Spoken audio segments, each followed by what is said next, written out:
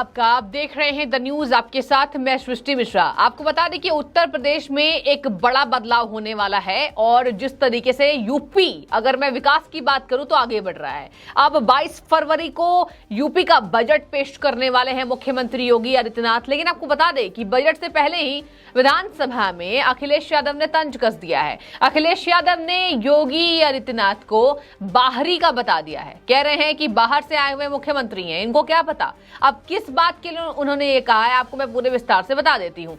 दरअसल आपको बता दें कि जब पत्रकार उनसे सवाल पूछ रहे हैं तो समाजवादी पार्टी से रिलेटेड कोई क्वेश्चन है तो उस पर वो तो अपना पल्ला झाड़ रहे हैं कि रामचरितमानस विवाद पर क्या कहेंगे, पूरे देश में बवाल मचा हुआ है। लेकिन जब आपको बता दें बजट के बारे में प्रश्न चिन्ह उठाए जाते हैं, बजट के बारे में जब उनसे कुछ सवाल किए जाते हैं तो उन्होंने मुख्यमंत्री योगी आदित्यनाथ को, जिन्हें कहा जाता है कि यूपी के लिए योगी उपयोगी हैं, तो यूपी और योगी को जब मिलाया जाता है तो एक शब्द निकलता है उपयोगी। अब उस पर उन्होंने सवाल उठा दिया है। चलिए, विपक्ष का काम होता है विरोध करना, लेकिन आपने उन्हें बाहर का बता दिया है। इससे काफी नाराजगी जनता में देखी जा रही है कि अखिलेश यादव विरोध करने के लिए आप कुछ भी कह रहे हैं।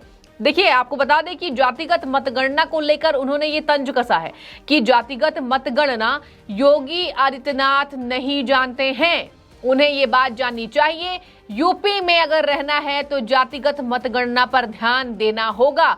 कौन कितने संख्या में है, किस जाति पर कितनी संख्या आधारित है, ये सब विस्तार से उन्हें जानना चाहिए। खैर, वो क्या जानेंगे, वो तो बाहर से आए हुए हैं। ये कहा है मुख्यमंत्री योगी आदित्यनाथ के लिए अखिलेश यादव ने कि मुख्यमंत्री जी दूसरे प्रदेश से आए हैं, इसलिए उन्हें यहां जातिगत मतगणना से मतलब नहीं है। अखिलेश ने यह भी तंज कसा दर्शकों कि आप सबका साथ सबकी विकास की बात करते हैं, जब आपको ये पता नहीं रहेगा कि कौन कितनी संख्या में है तो उसका हक आप कैसे देंगे। तो लगातार हमला बोल रहे हैं अखिलेश यादव।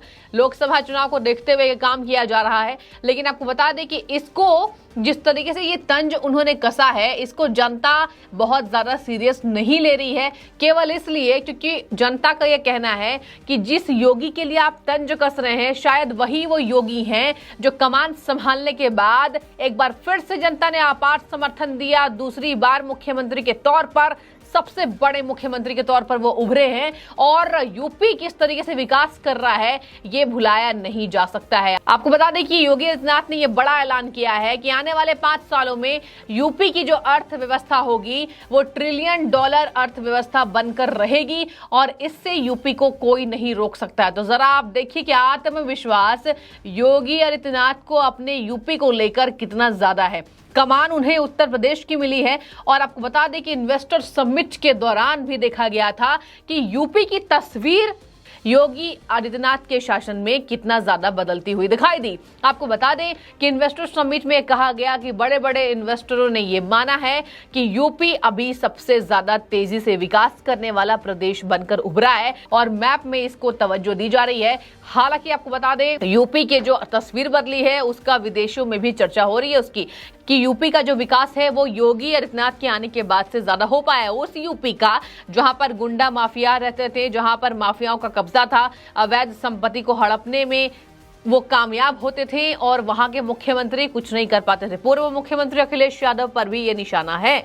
आपको बता दें कि अब जिस तरीके से विपक्षी दलों ने नारेबाजी करनी शुरू कर दी है योगी को लेकर और आपको बता दें धरने पर बैठ गए, बजट 2 दिनों के अंदर पेश होने वाला है, कमर कस लिया है। अगर मैं विपक्ष की बात करूं तो विपक्ष ने कमर कस ली है कि कैसे धरातल पर योगी आदित्यनाथ के कामों को नाकाम दिखाना है। बजट जो पेश होने वाला है उसको भी बताना है कि जिस तरीके से बजट में गड़बड़ी है। अब आपको बताते हैं आकलन क्या है बजट को लेकर। आपको बता दें दर्शकों की अनुमानित तौर पर यह कहा जा रहा है कि इस बार का जो बजट है यूपी का, जिसको 22 फरवरी को सीएम योगी पेश करने वाले हैं, वो होगा 7 लाख करोड़ का, जहां पर अर्थव्यवस्था को लेकर इसमें सभी बातें होंगी। इसके साथ ही आपको बता दें कि अब उन्होंने ये तक कह दिया है कि सपा हमेशा से ही जातिगत जनगणना के पक्ष में रही है। ये कहा है अखिलेश यादव ने कि अब उन पर जातिगत व्यवस्था को लेकर तंज कसने के साथ उन्होंने कहा कि सपा जो है, समाजवादी पार्टी ने ये काम किया है।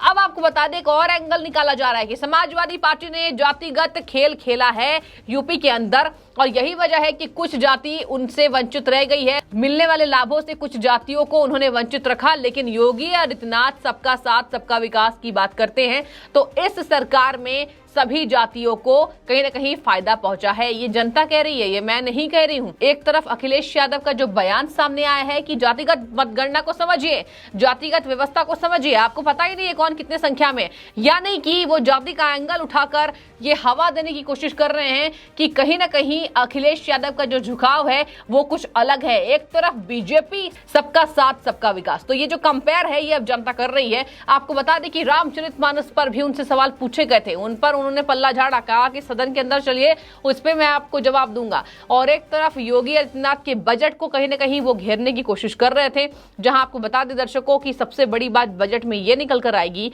अगर मैं बजट को बताऊं आपको थोड़े विस्तार से, तो कहा जा रहा है कि इस बार का बजट सबसे अलग होने वाला है। देखने वाली बात होगी, 2 दिनों के अंदर आपके सामने भी वो बजट आएगा। लेकिन कहा जा रहा है कि जो बड़ी सौगातें यूपी के अंदर योगी ने दिया है उसकी सराहना जनता कर रही है, जनता तक सभी को लाभ पहुंचा है।